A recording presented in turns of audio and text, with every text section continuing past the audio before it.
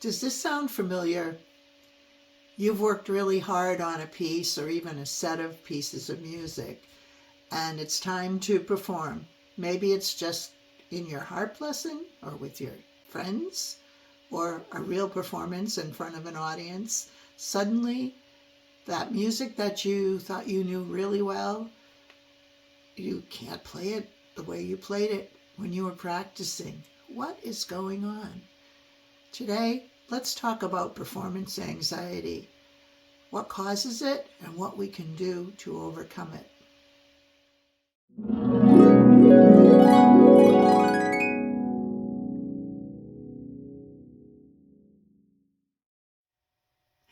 Hi, I'm Kathy Lowe, and I started learning to play the harp at the age of 68, and I've been playing now for about 8 years. And one of my biggest struggles has been with getting nervous when I play for other people. The first time it happened was in a private lesson, my first few private lessons with a teacher, where my hands would start to shake when I had to play for her. And I didn't expect that to happen. And also, I was disappointed in myself because I couldn't play what I had worked on at home and thought that I had perfected. I couldn't play it well in front of my teacher. I kind of got over that the more comfortable I got with this person. But then I tried to play for some friends that were visiting and asked me to play some songs, and I experienced that again, the shaky hands, kind of forgetting the music or not being able to play it as I knew I could.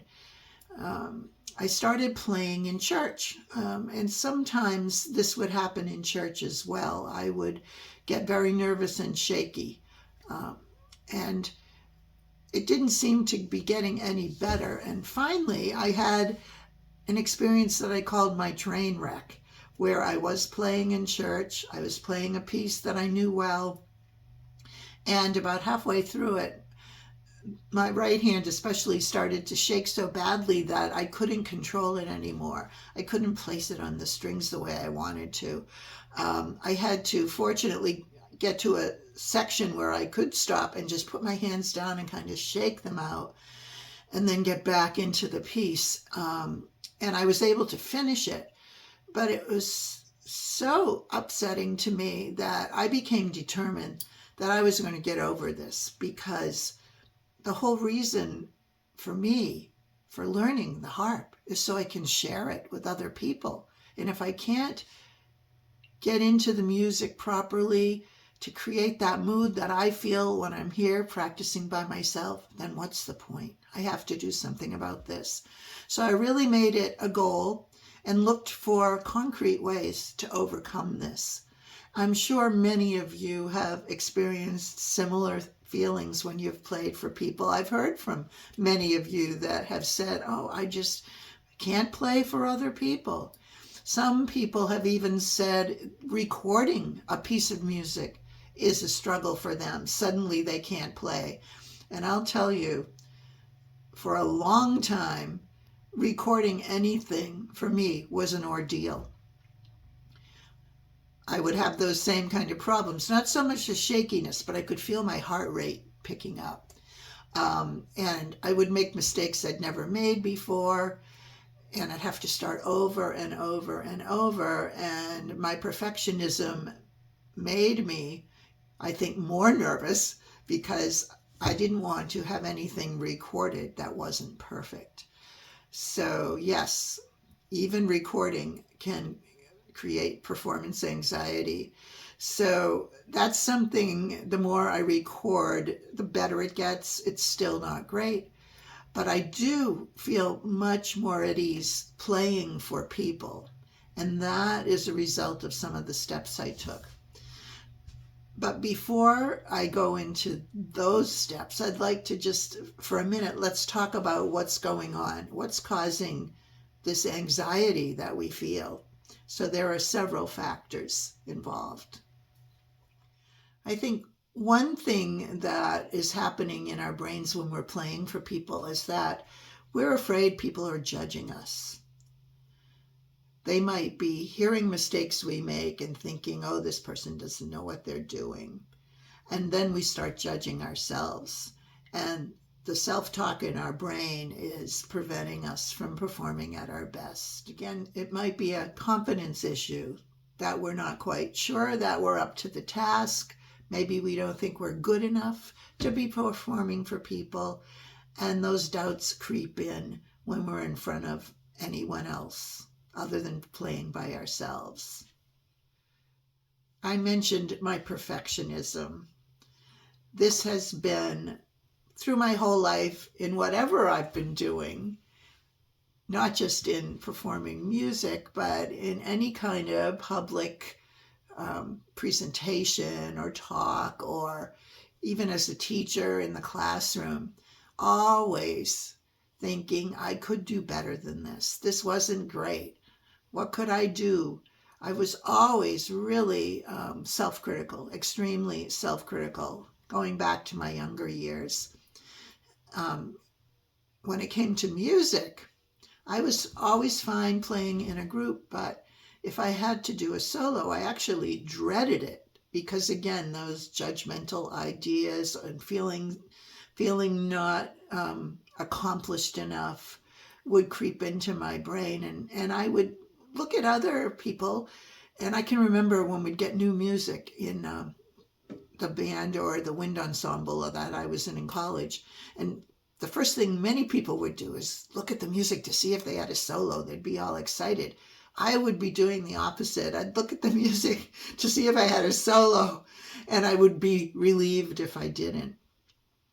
So I was fine again as an ensemble player, but when it came to being exposed and feeling like other people might be judging me or that I might make a mistake, then the nerves would set in, and it was really tough for me, and I didn't really get over that all through college. It was always a struggle. So when I started harp, here's a new instrument that I'm not totally feeling competent playing or feeling accomplished enough, but I want to share, and that was my main goal, was to share my music with other people. And my opportunity to do that was in my church, where there were often times when they needed someone to fill in when the choir wasn't singing. And for me, especially Christmas time, I always loved Christmas music. And that was the first thing that I really wanted to do, that I set a goal for, was to play on Christmas Eve and accompany the congregation when they sing Silent Night and all the candles are lit. And it's a beautiful time. So I, tried these things and took many opportunities as I could to perform in church, some with more nerves hitting me than others. So what else was happening in my brain during these times? I think another thing was I had to prove myself to others and to myself that I was a good musician, that I could play well. And this also made me get worried before I played.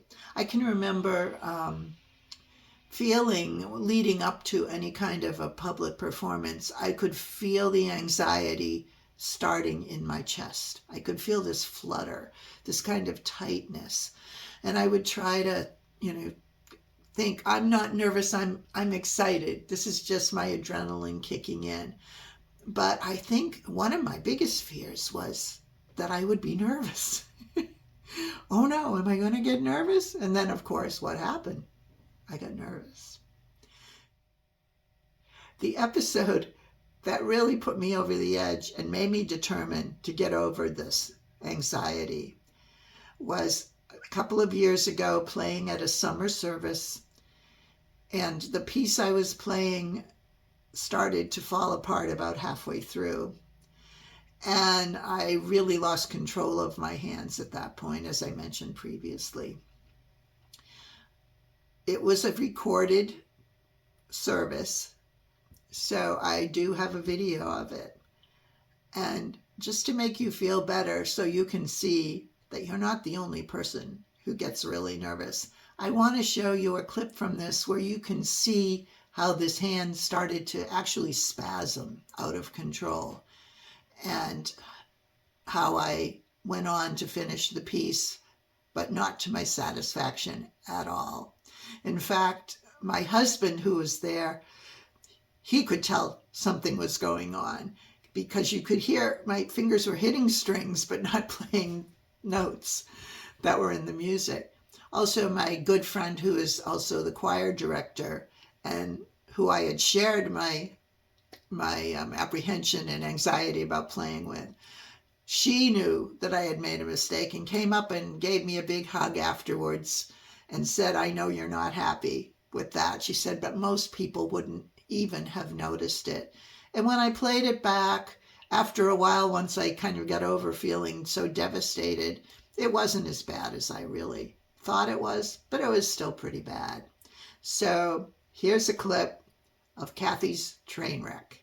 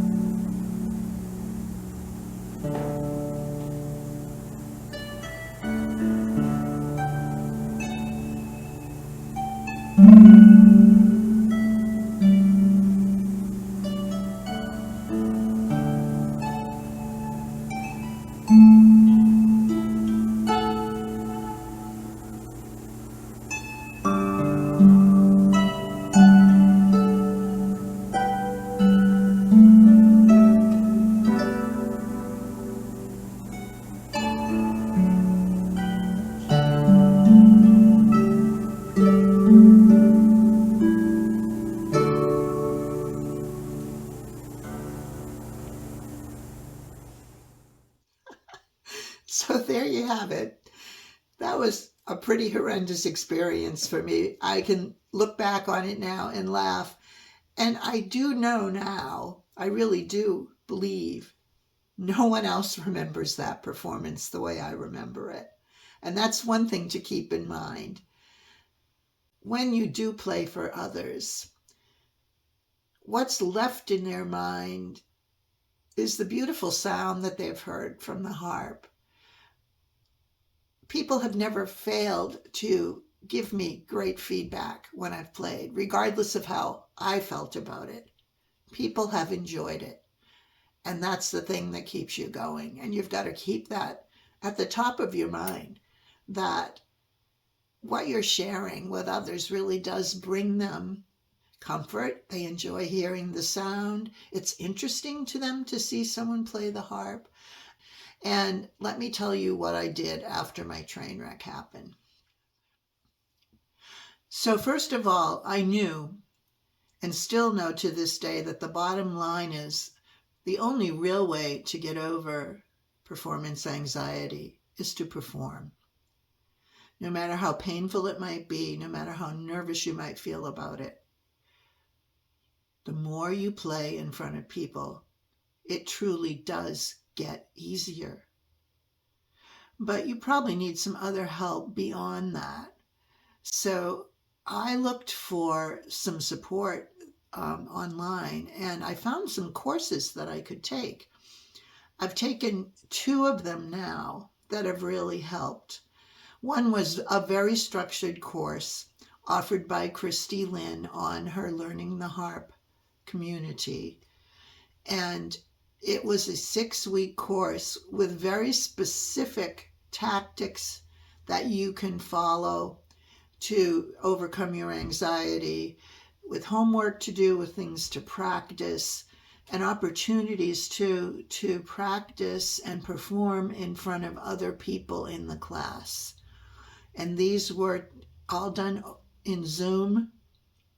And there were times, and nothing was recorded when you played for each other, but it gave you some time to practice. Another opportunity I found was in Heather Downey's harp community called How to Harp. And it wasn't a structured course, but it was called Practice Performing. And this group would meet every month.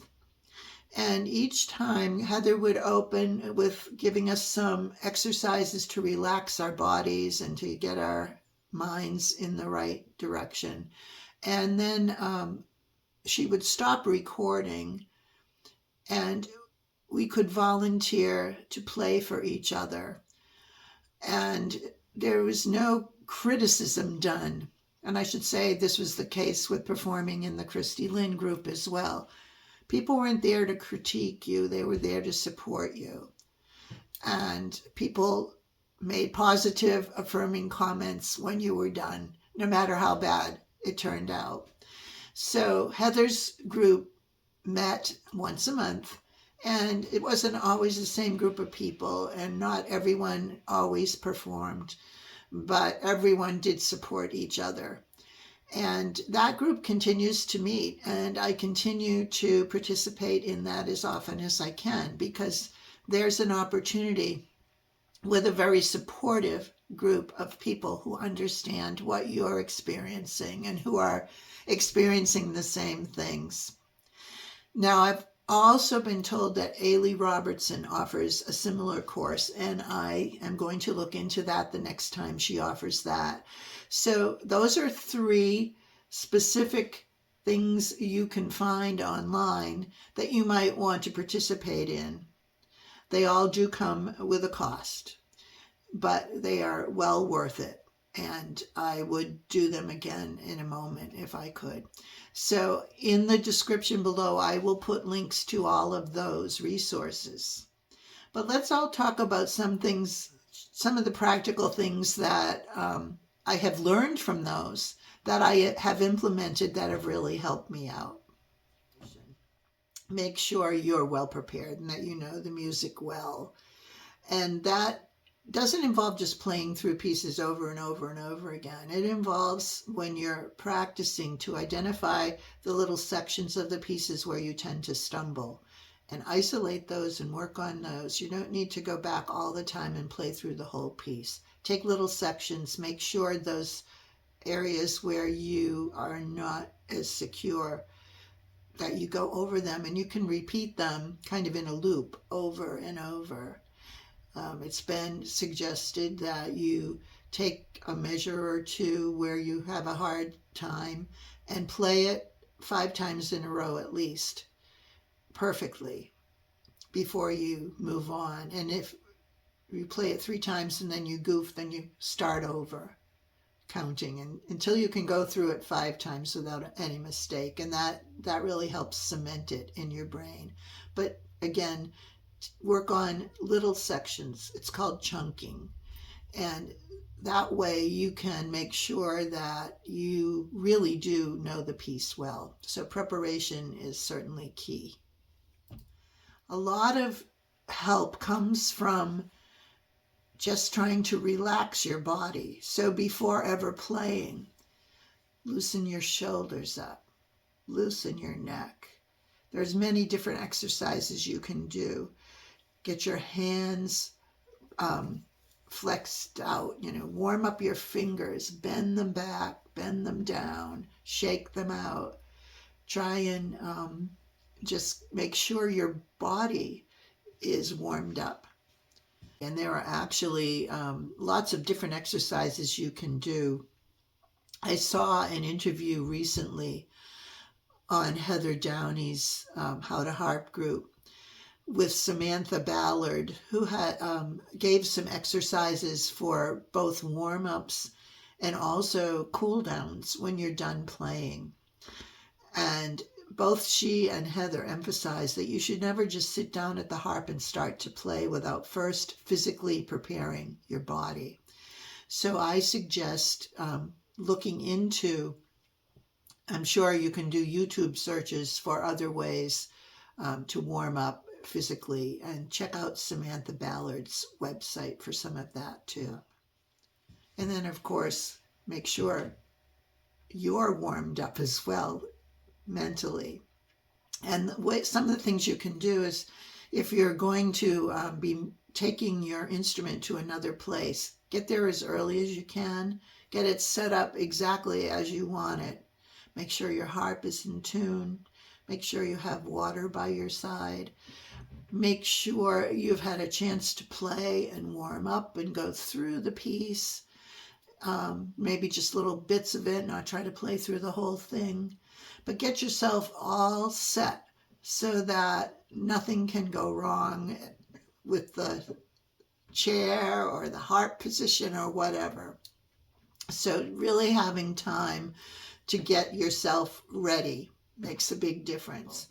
Some of the things that I've picked up from Heather and Christy Lynn were mindfulness exercises, affirming self-talk. Instead of, oh, I hope I can do this well, I know I can do this well. I'm well prepared. This is a beautiful piece of music. People are going to enjoy this. I'm going to enjoy playing for them. Instead of those thoughts of dread and anxiety, try to switch it around and think of the positive things that you can do. And relaxation techniques besides warming up your body are deep breathing. Take a few minutes, even before you play. Take some deep breaths. Let them out. You can do this as you're sitting waiting to go up to the harp, or you can even, before you play, just center yourself. Take a few breaths before your hands go in the harp, before you pull the instrument towards you. Make sure you've centered yourself and relaxed. You can simulate your performance ahead of time by setting up everything as you'll have it set when you're performing and going through the whole performance as if you're playing for an audience. And you can do this in actuality, or you can do it in your mind. You can simulate the performance by visualizing it in your mind. You can even go so far as to starting to visualize from the moment you start packing up to leave your house right through to the end of the performance. Picture in your mind every step of the way what you're going to be doing and how you're going to feel and what you're going to do to prepare. So visualization really does help as well. You can also practice your pieces that way. It's called mental practice. And that's another way to know if you're really prepared. Not playing the piece all the time, but practicing it mentally. Can you envision the music? Can you envision where your hands are at any given moment in the piece? If not, that's a clue that you're not as prepared as you think you are. Of course, it goes without saying to be well prepared with the music you want to play. And if you have a chance, play it for other people. One thing I've done and will continue to do is when I've got a performance coming up, I've done a live stream on YouTube. The first time I did it, I didn't even announce it ahead of time. I just went live. And I went through all the songs I was going to play on Christmas Eve that year. Since then, I have done a couple more of those, and I have another one I'm planning to do pretty soon because I'm preparing to play at the end of June in church. So I want to do an open rehearsal. So that's helped. Just to give yourself the confidence that you know you can play, and people in the chat will make comments and you get to interact with them, and it's very informal. I always accompany my live streams with a cup of coffee and talk to people like I'm talking to you now, and just make it more relaxed and interactive. And that brings up another point. When you play in church, you don't get to speak usually. You just go up at the appointed moment and you sit down and you play. But in other circumstances, the more you can interact with your audience and talk to them and just get them to know a little about you, relaxes you and helps them connect with you too. So interacting is a good thing to do if you can.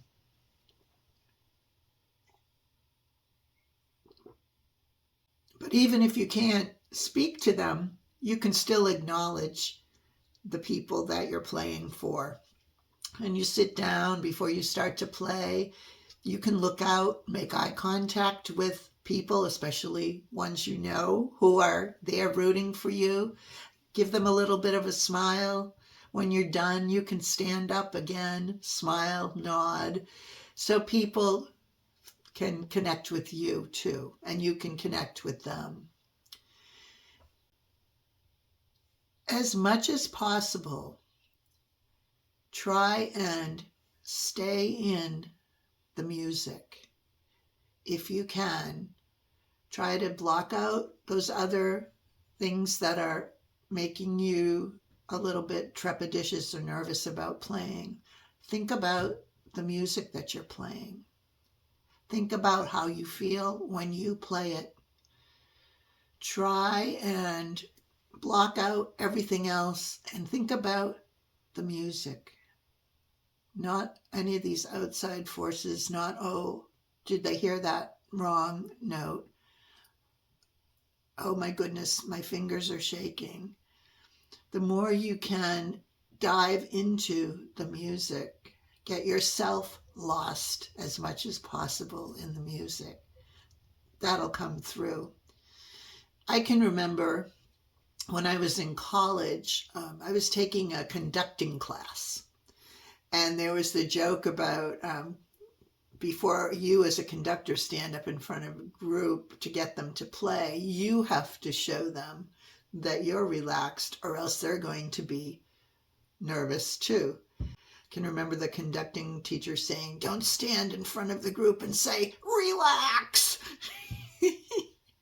So, don't look at the audience and go, oh, don't telegraph those thoughts. And if you do make a mistake, just keep on swimming, keep on playing. I know what I automatically do if I make a mistake is I kind of smile, but that helps me because I just relax and keep going. Also, if you do make a mistake or a blunder, if you get lost, have some points in the music that you can go back to. Those are called recovery points. Actually, you can mark them in the music. Like where are a few good spots that if I do totally lose my place or lose the train of thought, I can go back and recover in that spot. And sometimes just continuing to play whatever you're able to play until you can recover again. I've done that a few times where, whoops, that was wrong. And I've had to play like a few chords or a few notes just until I could get myself back into the music again. So these are things to think about as well. So these are some of the things I've tried and have had success with. I had an opportunity to really test out all of the things I'd been learning and trying out, the different techniques, when I went to Heather Downey's harp retreat last winter in Scotland. And we had a members concert there where we played for each other. First, I played with two other women who I had met online through Heather's group, and we had actually recorded a harp trio, actually two different harp trios, one at Christmas time and then another one. And I'll link those here too as well. And so this was the first time in Scotland at the retreat that we actually met in person, but we played one of our trio pieces together. That was wonderful, and it was great to play with other people.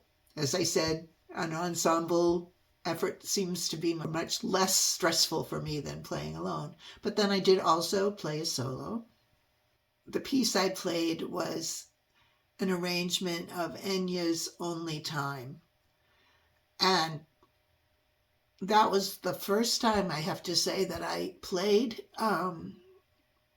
for an audience that I was really satisfied when I was done. I didn't feel nervous at all. So I felt like I'd really overcome, at least to some degree, my anxiety. Now, I'm not promising myself or you that I will never be nervous again.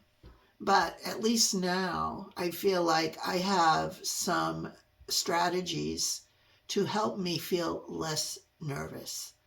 And I continue to take as many opportunities as I possibly can to play for other people. I continue to be in the practice performing group with Heather Downey. I do song shares on the Learning to Harp community with other people. I played for my book group when they've been meeting at my house. I've found pieces of music that kind of fit the theme of the book we were doing, and so I played some pieces for them.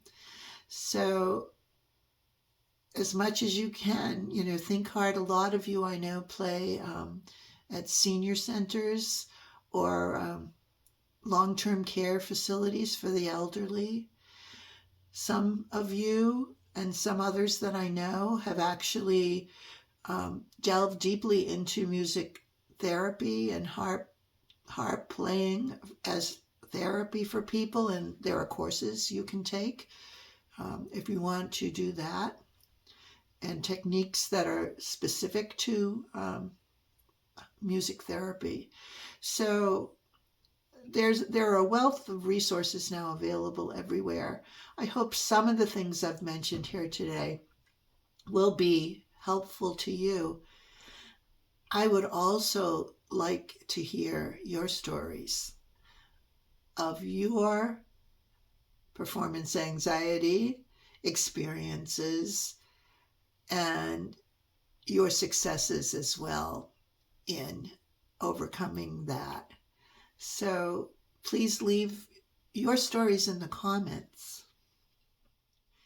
Thank you so much for watching my video and for taking part in this little community of adult harp learners, especially those of us who started in our 60s or 70s or 80s. Isn't it a fun experience to gain a new skill that can bring us joy and keep our brains alive and help us to maybe bring some comfort and joy to other people? So I hope you have success in your continued harp journey and Happy harping to you.